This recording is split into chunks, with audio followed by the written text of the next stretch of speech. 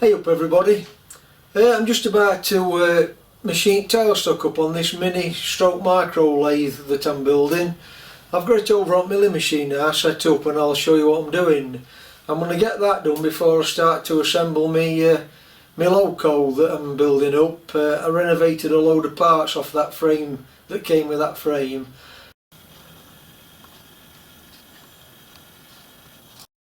That'll be one of my next jobs, but once I get this tailstock machined up. So let's move over to the miller then and have a look what I'm doing. Hold on just 1 minute, I've had my postman knock on my door with this package that's come from Canada. I was expecting a package from Canada, but I didn't know what was going to be in the package. And it's come from Tim at Trollforge, Troll Farm, this package. And Tim's wrote me this letter saying that it's safe to read on air. So I'll just read this letter quickly. It's put, "Hi Kev, hope this finds you well. 6 to 8 years ago a buddy of mine found this at a flea market and I thought you would have a need for it. He's gone now and I think it might work for you for the mini lathe. I hope it's useful to you. All the best, Tim." So what is it then? Well, I've been intrigued, I have. I couldn't wait to open the package. So Tim's kindly sent me this little chuck for my mini lathe project. It's 70mm diameter or 2 3/4 inch, and it's a 4-jaw chuck. But I'll just get this assembled and I'll just quickly show it here on the lathe.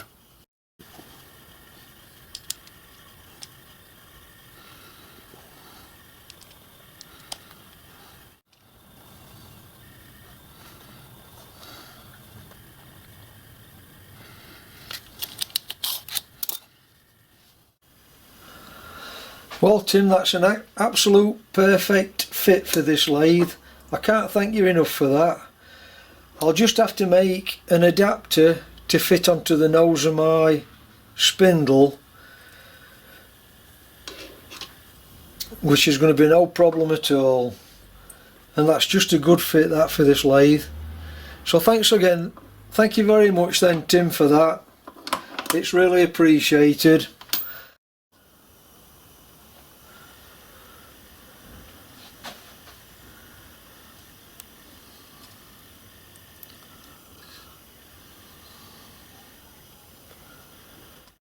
Just before I go over to the milling machine then, for anybody that not quite sure what I'm talking about here, that's my tailstock casting that fits on the lathe. I'm going to bore it out now. It's just a rough casting with the slideway machine in at the bottom. So I'm going to bore it out, then I've got to make a barrel for it with a square thread on to run inside this, and then on that barrel I've got to put this handle to feed the feed handle, threaded to suit that barrel, etc., and a locking mechanism, and it'll have a Morse taper machined into this end of the barrel, same as what's on the lathe headstock. Right, there's that many things going off on here. I'll just explain what I'm doing. Here's the actual tailstock casting, and it's just a rough casting, other than it's got the slideway machined in, which you can't see, which goes down here. So what I've done then, because it's difficult to clamp, I've clamped a known square V-block and I've clamped my slide of the tailstock up to this V-block. Now the reason I've done that, because on the bottom face here there's not much to clamp on. If it had been a wider face I could have clamped straight to the bed I suppose, but it's tending to want to tilt a little bit, so that's why I've clamped it to that V-block. So I know that V-block's true because I've clocked it up. My tailstock's clamped up to that into the corner of the slideway, so I know it's true that way and I know it's true that way, but just to double check I've put my clock on and I've clocked up the sides where it's been machined, so everything's within 1,000. So I'm now ready for machining the bore. So I've just got to set my spindle now to this centre drill that I located from the lathe in my last video when I powered the lathe up, to get me my centre height from the bed to the centre of the tailstock.